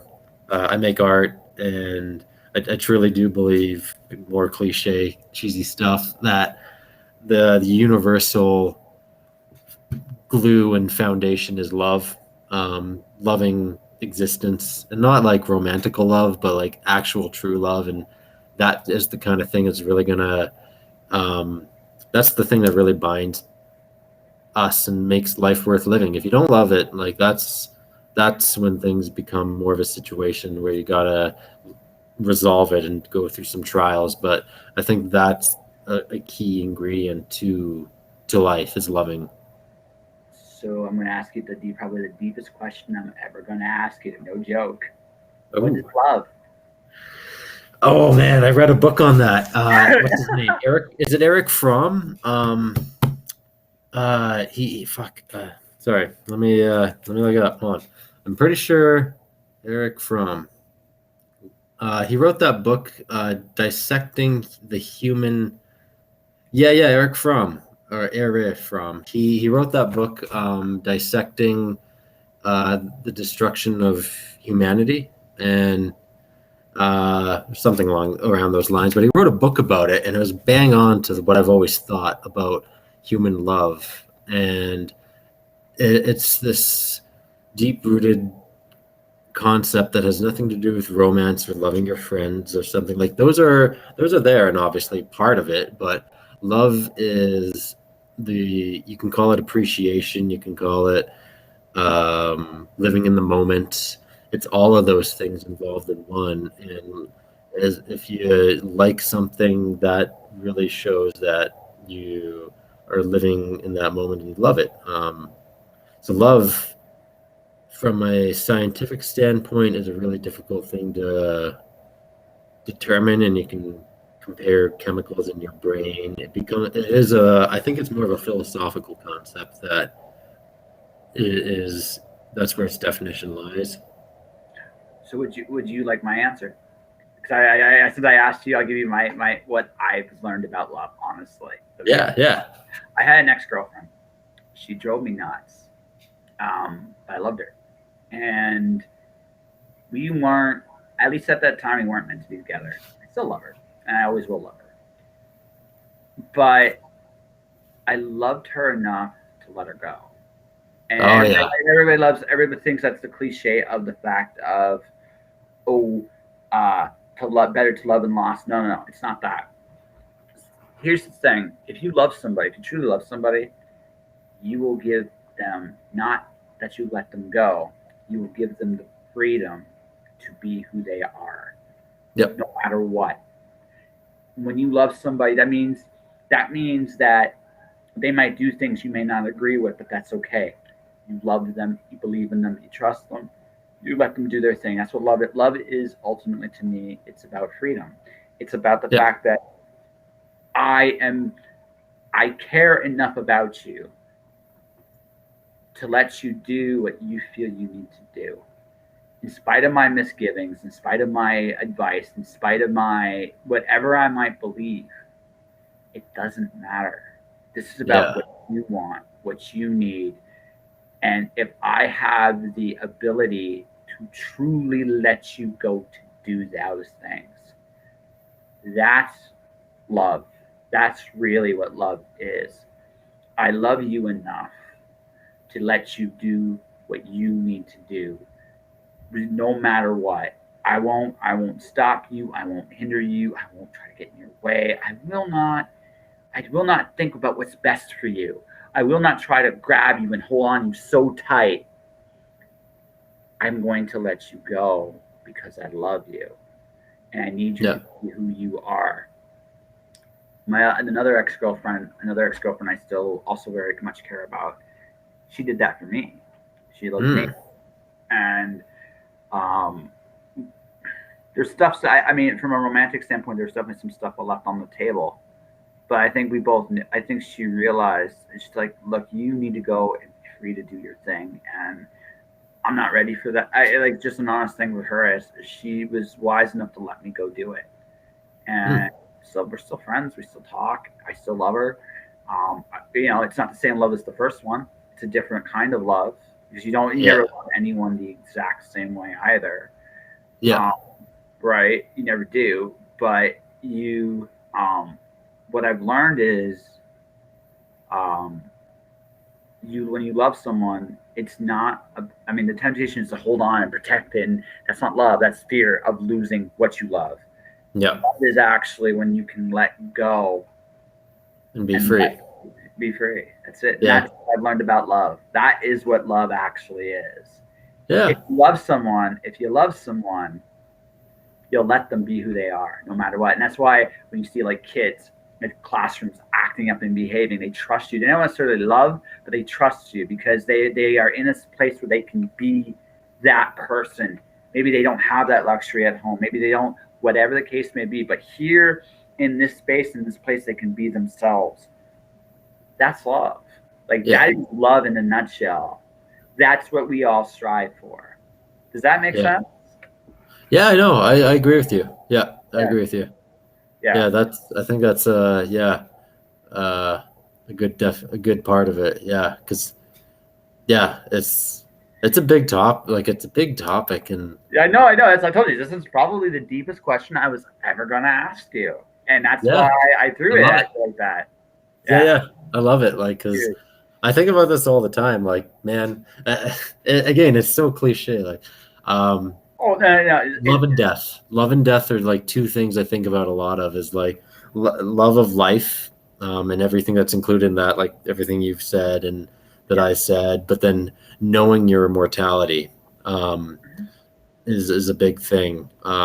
Which actually one of the big things that got me into writing was talking about that. Just the things you care about.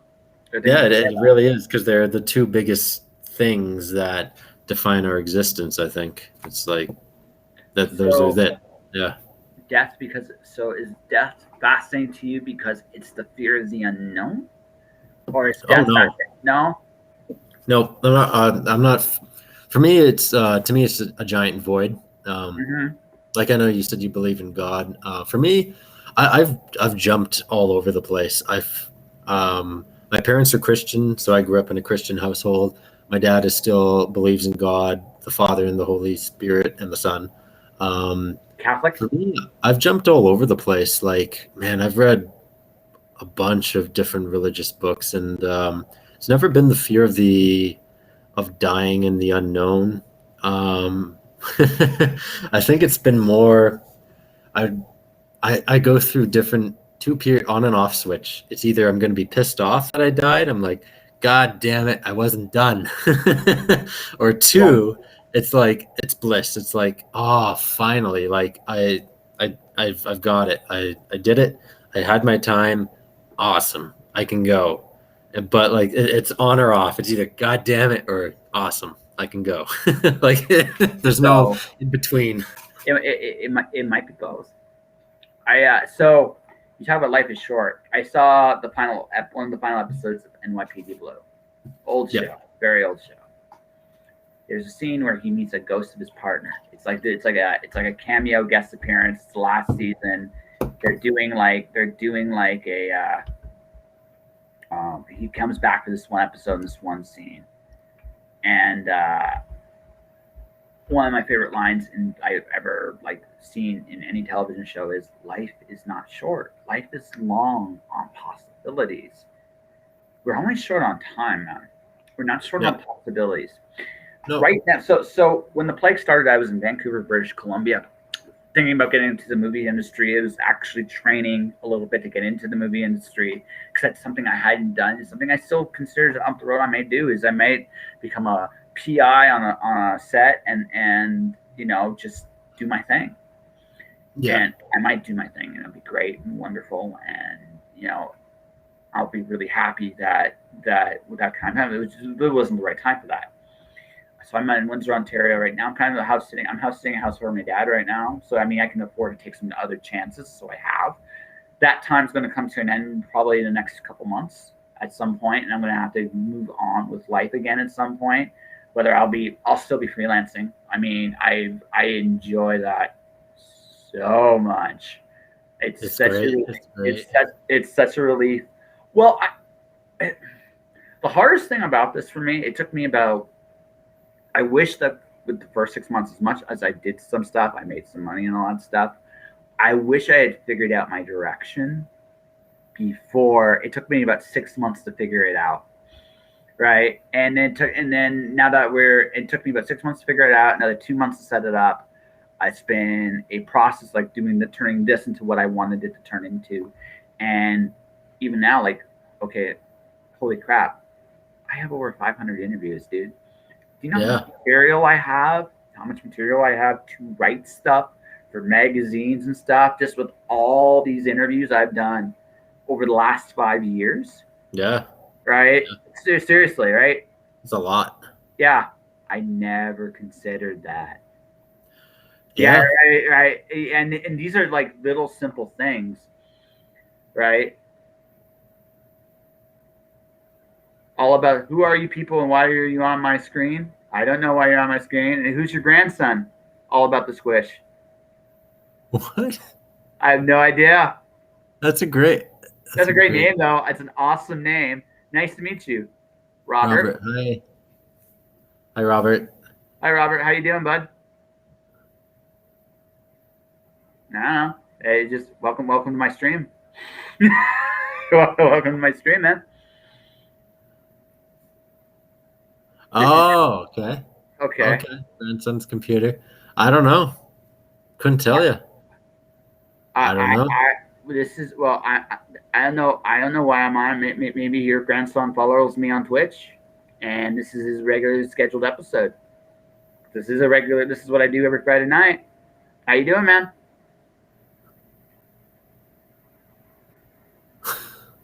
You then call the police. I don't know where he is. I don't even know who Robert is, my friend.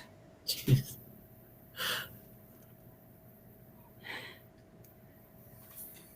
The police. I like that. Police. That's hilarious. Yeah, I'm calling. Yeah, I knew it. Troll. Fuck. Yeah. It's a troll. It's a troll. Yeah. I knew it. This is great. Hey, we got trolled on Twitter, talked about love and death, and now we got a Twitter troll. Nice to meet you. I got a troll. Oh, yeah. Okay. So I don't know how far do you want to get into that type of comment? Because I've got some good ones.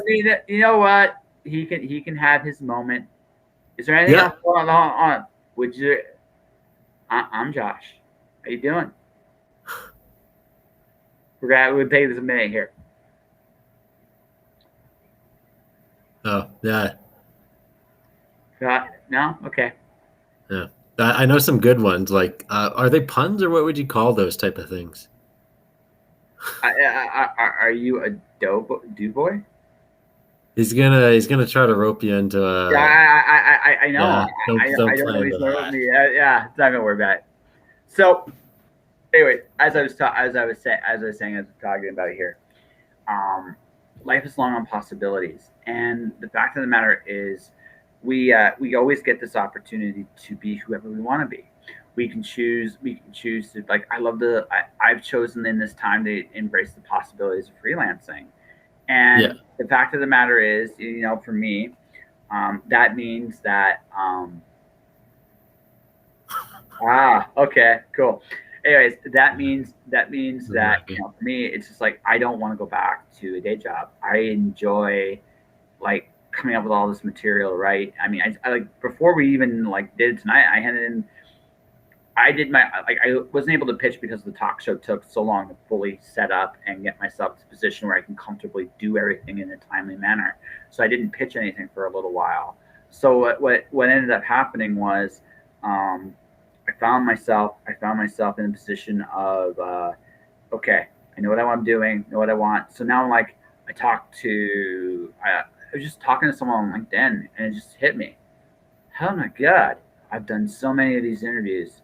And then I talked to Troy and I talked to Kat and then now I'm talking to you. You guys are all freelancers. This is literally been the week I've been talking to all the freelancers in my life, and it's like, holy crap. I can actually take all this material I have. I don't even have to really make anything new. Everything I need is here. Like seriously, like we just had a conversation about love, like what love actually is. Yeah. I could probably write a pretty good essay on that, a pretty good story on that, and find a home for it. And both my ex girlfriends of the last few years probably would both blush, both blush if they ever read them, because it'd be like, because honestly, I think so. You get a good blog post out of it for sure. Like, oh yeah, there's definitely blogs for that, you know. Yeah. And it's one of those things where just like, you know, you look at that and you're like, dang, that's a real thing. And well, there you go. Like you were saying, 500 interviews you can rope through. And like, well, another buddy of mine was telling me about, he was saying for every content you come up with, content like this, for example, being the source, you can actually come up with 10 sub variants of it. Blog posts, social media posts. I don't know. I honestly can't remember them all. But yeah, you've got a ton of distribution for that. Yeah, no, like I've already done all this, right? So it's like it's not really much of a stretch for me.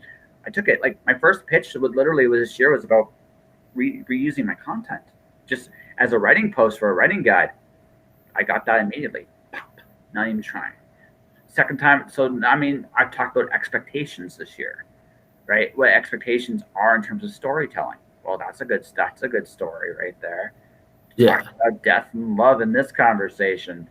That's a good story right there. And I use that when it's over. Can I use you for some quotes? Because that'd be kind of cool, right? And that's right. I mean, if you say no, cool. But if not, I can still take the topic and what we talked about here and go, okay, cool, right? Yeah. And I don't have to work that hard. Like you've got the source material here. Yeah, exactly. And it's going to be here in perpetuity. So it's like, I think I figured. Yeah, you could put some cool stuff together. Yeah. Or you know, it's something you see a lot of now is the YouTube channels where it's snippets of the full podcast, and they. I already got that up. I already got that going. Oh, you do? Oh, cool. Yeah. No. So I do that. No, if you go on my YouTube channel, you can. There's tons of them. I usually do. I approach this like streaming. Yes. Mentality. I do conversation like this. I will take two on average, right? 2 highlights on average, and then I'll publish them on YouTube. Then I export the whole conversation there from Twitch to YouTube eventually there as well. So I have a ton of so just in terms of my distribution, each podcast has three levels of distribution already.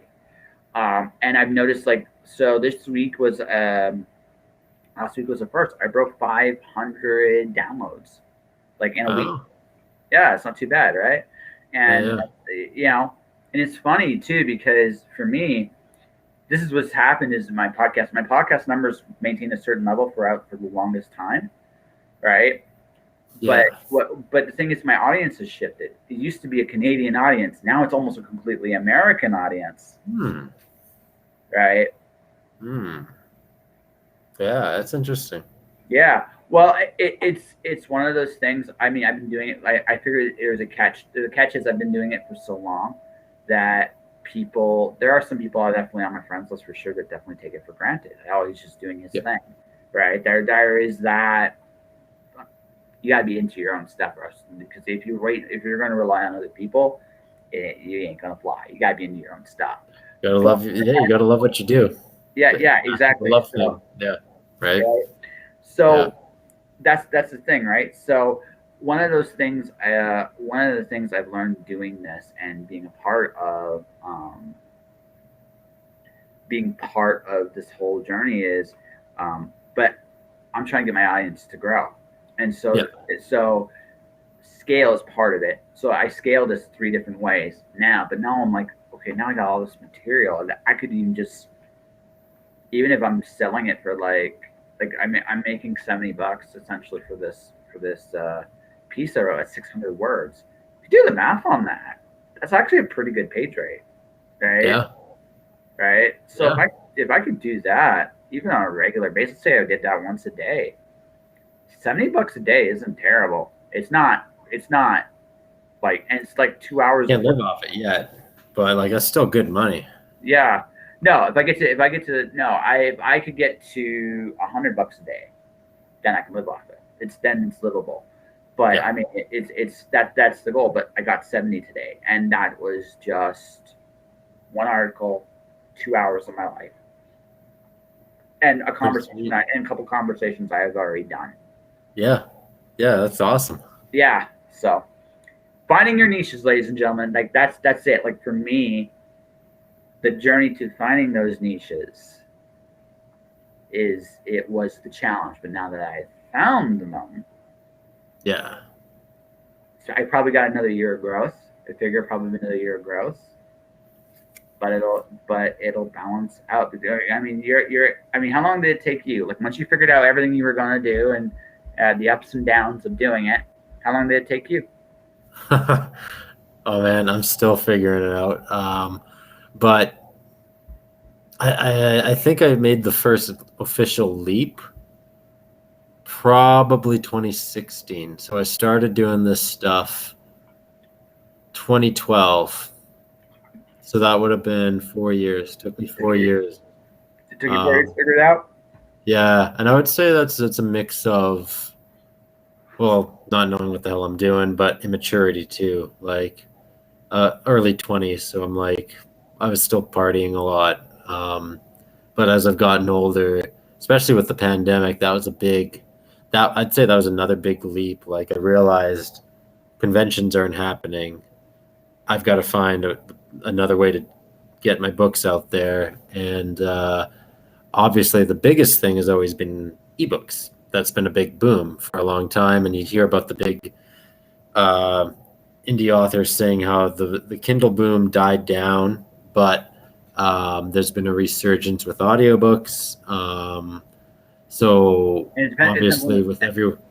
And it depends on the genre too. Like some of the genre too, because there's like thrillers are doing really well right now. Yeah. And there's other genres that are like that generally always kick ass. Yeah.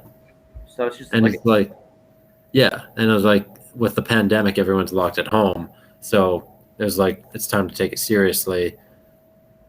So that was kind of like another big leap with me, at least, is like figuring out that next step. And like you said, you had a lot of people switch, or your audience switched to more American. And I've noticed the same thing where I had a lot of Canadian from the conventions, but the audience has switched to more American since I started advertising online. Mm-hmm. So because there's more readers in America. There's more readers there, but I think there's two thoughts. I have two thoughts on that one. Canadians have a tendency to take their own people for granted a little bit. I've noticed. The one thing Canada really stuck at is building up its own people. I think that's the biggest irony for me. I still have a very high Canadian content, and I think it's hilarious that American people are more into their Canadian content than the Canadian people. I know. I've noticed that. That's ironic. Yeah, the irony on that is not lost on me. Right. No.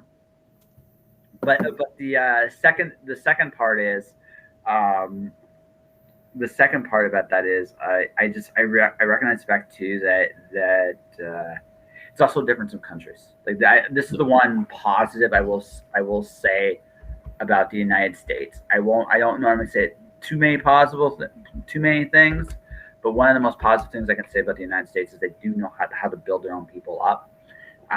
There are other issues down there that don't exist up here, but the one thing I recognize about Canadians is it's almost like they need permission sometimes to take you for seriously. Yeah. Right. And Yep. any of my friends from Canada watching this, I'll give you like, here's a proof I did. Maybe you didn't see it because Facebook's algorithms are kind of evil. But I had a little contest I just did today about pitching, because we were doing Read Canada. I wanted to see if my Canadian friends would pitch each other, because Right. if one, it's really cool. You build yourselves up that you've been trying, and two, right? I find some real cool Canadian content I've never seen before. That was the whole goal. Yeah. So the guy that won the pitch, lives in Texas. He pitched a Canadian band. He's from Canada. He's from North Bay, Ontario, or not North. He's not from North Bay. Sorry, Chuck. You're from Canada though initially, and but he pitched this band so well, and I ended up meeting one of the band members. So he's and yeah, so that was a cool little experience. Second place was Alyssa Palmer. She pitched one of her friends, and she did a really good job with it. I thought between the two, Chuck just pitched something I'd like more than the other one. It was really just a case of I like this more. I'm just being very honest. Yeah. But Judith, who was pitched by Elisa, I'm getting her on my podcast. I figured, if nothing else, I can promote her, and that'd be a cool, right? That's a cool concept. So I mean, for me, it was a win-win too. I'd meet more people I've never interviewed before, but but the idea is like building each other is something I think Canadians just, I hope, I pray do better at. I think that's why, I hope, because it's like, because I already know this too. My customer base is probably going to be the States. I really hate to say that, but I already know deep down that it's probably going to be the United States, not Canada so much. Yeah. The States and the UK are the biggest ones for this kind of environment, where the audience is, and I hate to say it, but like there is that slang that happens. Like you hear about CanLit being a thing, being Canadian literature, and not to piss on anyone at all, but like it's like CanLit got its name because CanLit tends to be a lot about depression in the prairies. And it's because that's what as a whole, that's what we've written about. Or like, yeah, so I would love to see Canadians ramp themselves up, tell some interesting more stories. Depression in the prairies has its place. You can tell some interesting stories with that, but like expand. Tell some more interesting stuff. I think I will say this in all fairness to Canada. A lot of Canadian friends that do a lot of genre work are doing some really fun stuff, but they're like Ellen Michelle, who is a great editor, and she kicks all kinds of butt, and she's put some great books out there in the world. But I also it's always been the strangest thing for me. Canadians are some of the most talented people in the world. Yeah, man. We invented DOS. Yeah. Like that's dope. Yeah. Like that's a huge thing. Microsoft bought it, and then that became a foundation for computers as a whole. Yeah. Like, that's massive. Yeah. So super talented people. Our own people do not take themselves seriously enough. It is the irony of ironies. And it's something I think it needs to be worked on more and more as time goes on. I hope that's the hope. So let's go and leave on an optimistic note. I think the last question I was going to ask you is this: then, since you said you've been spending time figuring this out, so I'm going to ask you then, what have you figured out? Like, what if I were to go Konn Lavery, freelancer extraordinaire? What's your niche? What do you offer? And why are you so awesome? Those are kind words. From a freelancing standpoint, I do branding and websites. So like logos, stationery, brand guides, business cards. But then the big thing is like websites. I'll develop them. I'll design them. I've been doing freelancing for 7 years now, but I've been in the official industry for 10 years. Um, yeah, that's basically the bread and butter. And actually, quite recently, I'll publicly, I'll do it right now, I guess. Like, but I started a Patreon, soft launched it, doing like a whole social media post next week. But started that for the writing career. So like moving into that, and that's the passion is storytelling, as you know. That's kind of how we met. Was when we're no way we met at a Comic Con. We met at a Comic Con. Yeah, no, we met. Yeah. If I recall correctly, it was Calgary. It was Calgary. It was Calgary. Yeah. It was, I want to Calgary. say 2016, but it might have been 2017. 18. 18. Okay, yeah. It was 18. Yeah, it was because yeah, I remember that. I was beside Susie Vidori, right? Yeah. Yeah. And I got into the con that year because Susie, because I wasn't going to do the con that year. I was in an interesting space in terms of because 2018 I was like I was trying to figure out what I was going to do next writing wise, because I just finished my time at Mirror World and I finished my trilogy, and it was like I was happy to do it, but it was like, okay, what do I do next?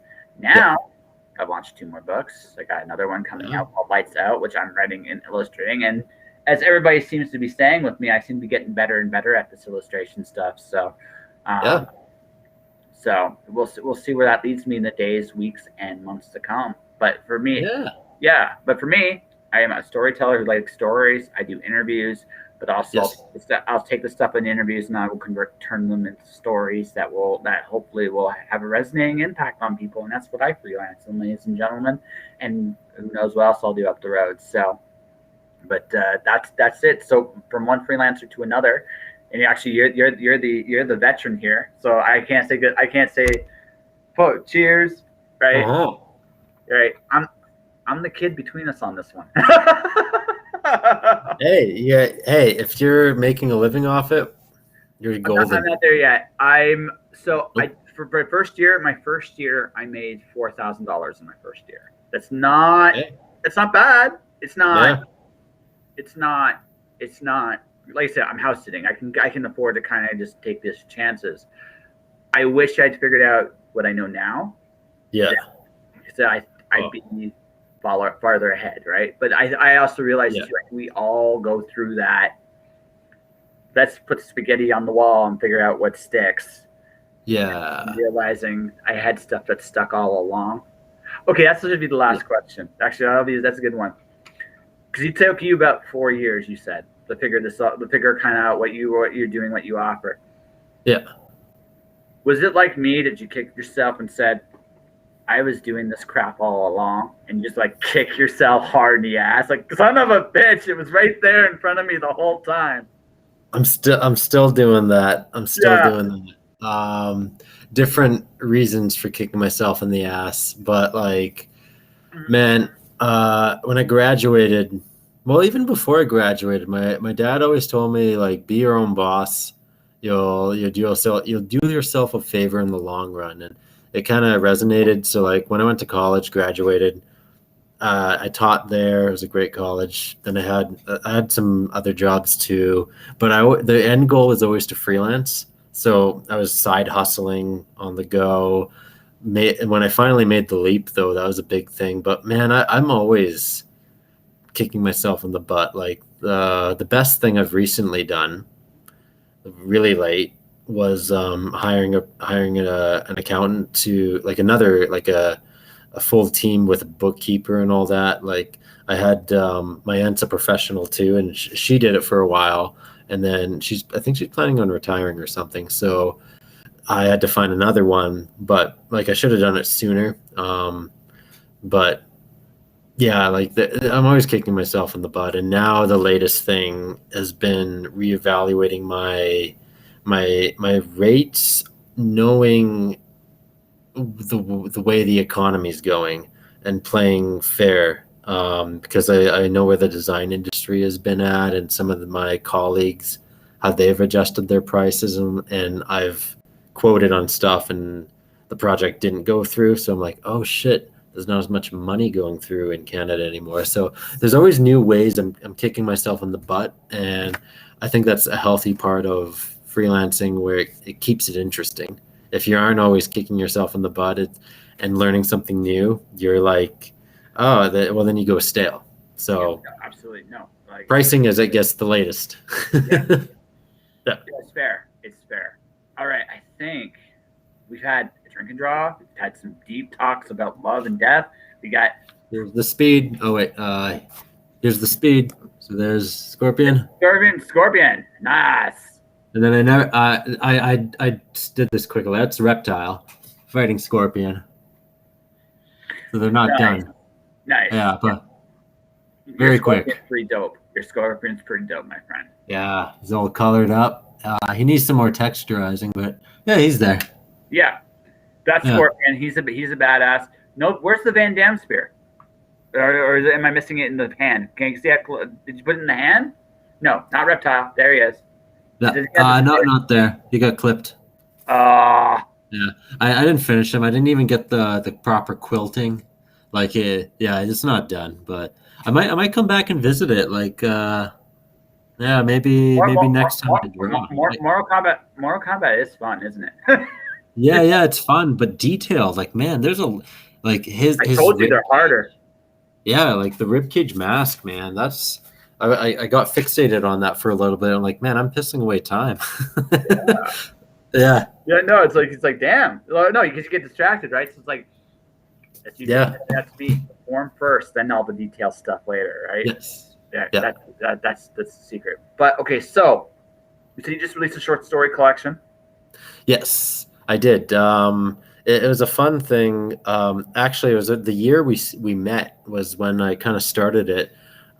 Started doing short stories on the blog, and then I had written some short stories for like zines and stuff. And it's basically a two-year accumulation of these short stories that I've been working on with an overarching story that brings them all into one superverse, and it brings in the other novels I've written. So it basically pulls a Dark Tower where everything's part of the same universe. So in terms of fans that have been following my writing, it's a big shock, but I kind of soft launched it, and that's a big conversation if we could get into at one point. But yeah, I launched it yesterday. Brand new, came out. It's on like all the platforms, and I'm working on the audiobook version too. Nice. Yeah. No, I'm going to be going wide at some point this year. I haven't decided when I'm going to do it. I don't know if I'm going to crowdfund lights out first, or if because indie crowdfunding and traditional are three very different ways of doing business. Everybody will say crowdfunding is the same as indie. It is not. It has its own. No. It has its own little thing to it.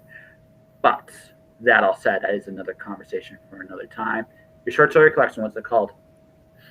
Into the Macrocosm, short stories of the dark, cosmic, horror, and the fantastic.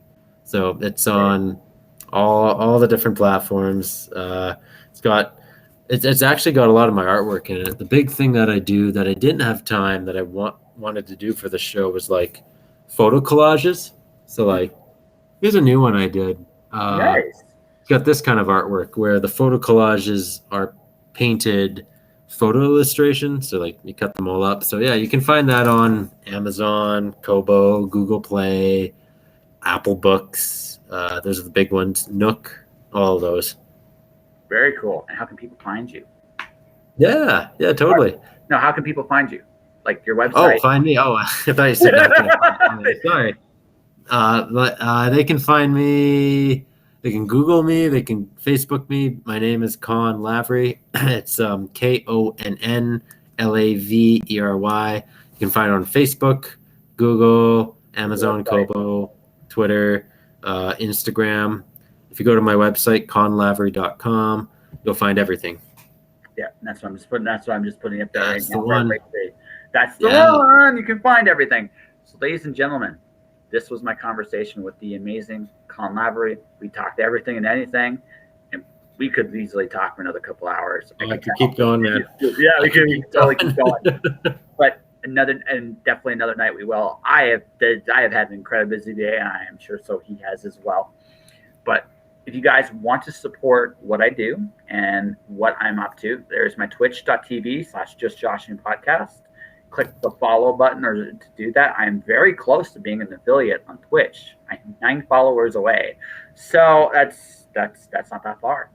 YouTube channel is Joshua Pantellaresco. You can find me, click the subscribe button there. I also quietly have the Patreon, patreon.com/justjoshingpodcast. So if you want to support this show or anything I do there. Beyond that, guys, stay inspired, keep shining in the dark. This is it for me this week. Next week, another freelancer starts the week off with Jonathan Hyman. I have Katie Solitis. I have my artist Kenzie Carr is going to come back, and I think my other I'm doing 2 drink and draws next week as well, but they're not in the same day. They're Friday and Saturday. Kenzie's Saturday, but Friday is the great Caitlin Smith. She may or may not take my lunch money on the show. Definitely wanted to go check that out.